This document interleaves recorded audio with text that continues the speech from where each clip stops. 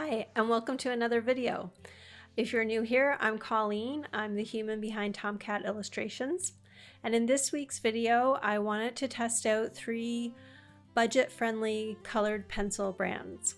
So I'm going to try out the Crayola, Castle Arts, and Prismacolor Scholar pencils.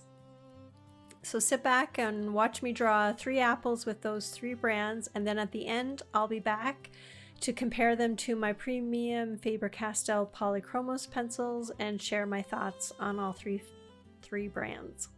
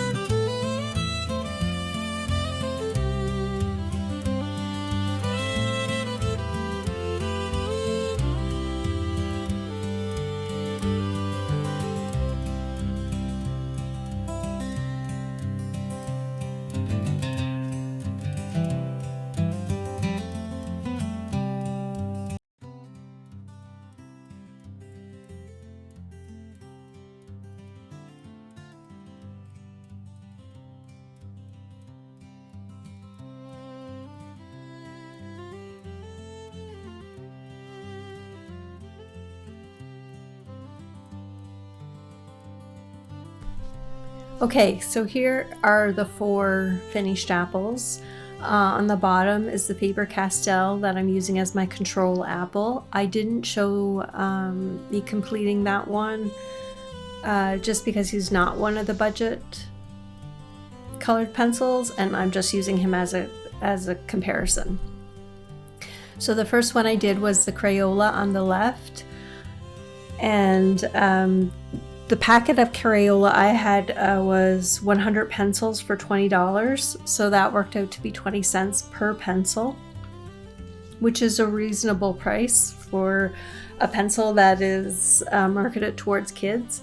None of these budget pencils are marketed as professional or art pencils or anything like that. They're all marketed towards kids or adult coloring.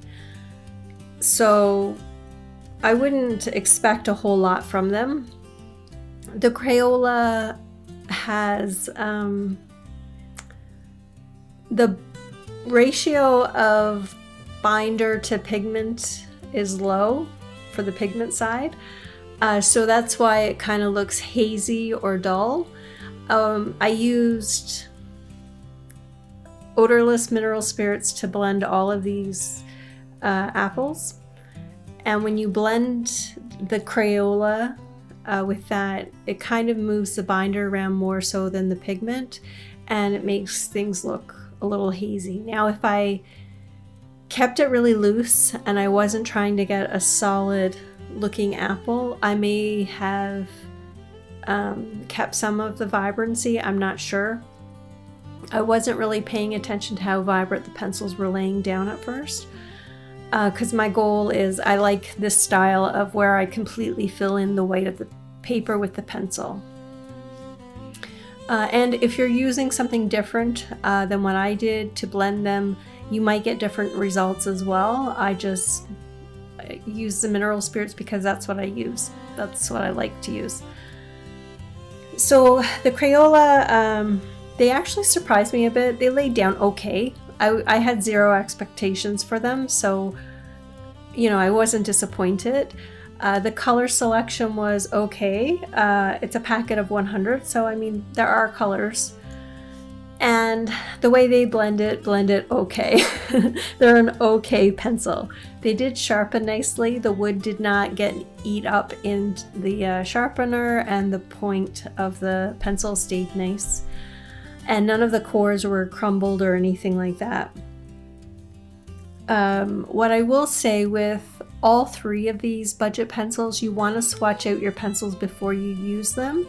Don't go by the color that's on the barrel of the pencil or even the color of the core of the pencil, because once you swatch them out, you'll notice that they're very different than what the barrel shows. For the Castle Art ones, to get a darker red, I had to use one where the barrel showed it was going to be a brown color, but it's really just a darker red. So don't go by that. So the Crayola, I would say, is a sketchbook pencil. It would be good for sketchbooks. I would never use any of these to make original art to sell. To make art that I'm going to scan in and make products out of, sure, any of these would be fine, because you can edit them in Photoshop to bring back the vibrancy that you lost, and to kind of take away that graininess look where all of the paper doesn't get filled in. None of these budget pencils have been color fast tested, so you don't know how any of these, or I don't know how any of these pencils, the pigments in them, are going to react over time. They may completely fade out, or they may turn yellow, or they may be just fine. I don't know, but it's not something to take the chance on. So yeah, Crayola was surprising, but I would keep it to my sketchbook. And I will keep them and use them in my sketchbook. They're easy enough to throw in my bag and take with me somewhere, and I don't have to worry about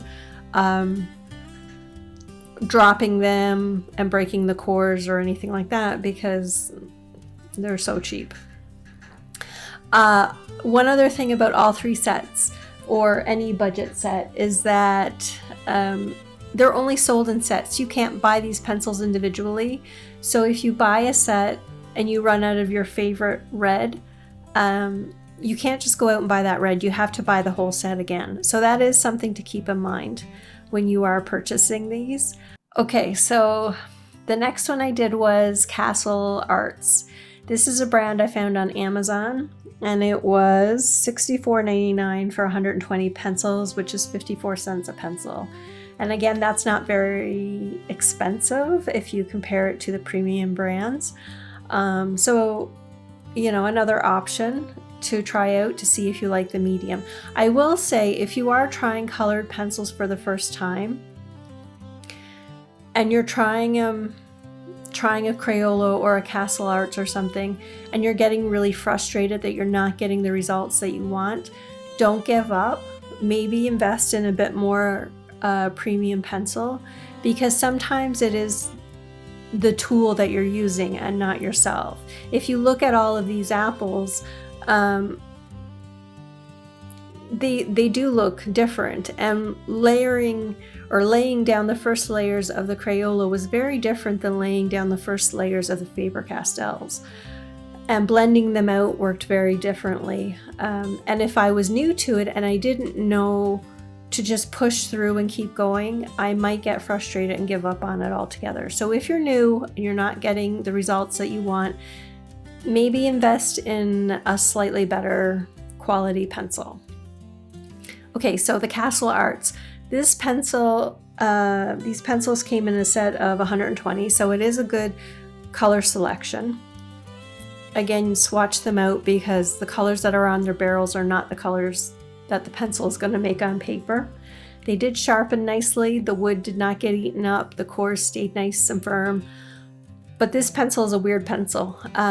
It laid down okay, it blended okay, but the more layers I added, the less it blended. And I don't know if you can see it in this video or not, but it looks like I've left vertical lines on the Castle Arts apple, and I didn't.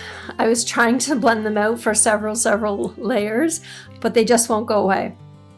There's something about this pencil. The cores are harder than the Crayola and even the Prismacolor, but they're, when I say harder, I don't mean like a nice hardness that you can get lots of details. You can get details with it, but there's something weird about it. And again, the quality of the pigments and the pigment to binder ratio is, you know, it's going to be on the lower end, so you are going to have a duller end result than if you're getting a premium pencil. So these were not my favorites. I don't think I would buy these again. And I think these will be ones that I reach for only when I need a specific color that I can't find in another set. Okay, so the last ones I did was Prismacolor Scholar. And what you need to know right away is that Prismacolor Scholar is like their student line, and then they also have Prismacolor Premier, which you may have heard a lot of. Those two different lines are very, very different. The Premier is a premier pencil. The quality of the pigments, the pigment to binder ratio is different as well. The Premiers have light fast testing done on them and a rating done, whereas the Scholars do not. So try not to confuse the two. The Prismacolor Scholar pencils are a soft core pencil. They lay down like butter, which is really nice, and they blend really nice, especially with the mineral spirits. They get really good coverage. They really do fill in the weight of the paper. They're really nice like that. However, the softness of their core does make getting details difficult. You can see in the bottom left of the Prismacolor apple, it's kind of like wiggly line, and it's because I couldn't get a nice sharp line. I can't get the core of the pencil to get a nice firm point and keep it. So that's a little downfall to it, but it is really nice, and I would use them as a base pencil to help me kind of save my more premium pencils and not have to use as many of them. or for things that I didn't need the detail for. This the Prismacolor Scholar only comes in a pack of 60, so the color selection isn't as good as the other two. But it was only $30 for the set of, yeah, $30 for the set of 60, so it's like 50 cents a pencil, which again is a really good price. And it doesn't lose as much of its vibrancy as the Crayola and Castle Arts does. It does keep a more vibrant color, not quite as much as the Faber-Castells, but it doesn't look near as dull as the other two as well, so it's the middle ground. And if I were to rate these, the Prismacolor would be my favorite out of the 3 budget ones, and then Crayola, and then the Castle Arts, just because the Castle Arts, they blend weird, they lay down a little bit weird. I'm not sure. Anyways, thank you so much for watching this video, and for watching any other of my videos. And if you have any questions, leave a comment or send me a message. If there are other budget brands that you would like to see the same apple done of, let me know and I'll do another apple. And yeah, if you like the video, give it a like, a share, all the YouTubey things, so that YouTube knows I'm alive and out here and you want to see me. Okay, until the next video, be kind to yourself and to your art.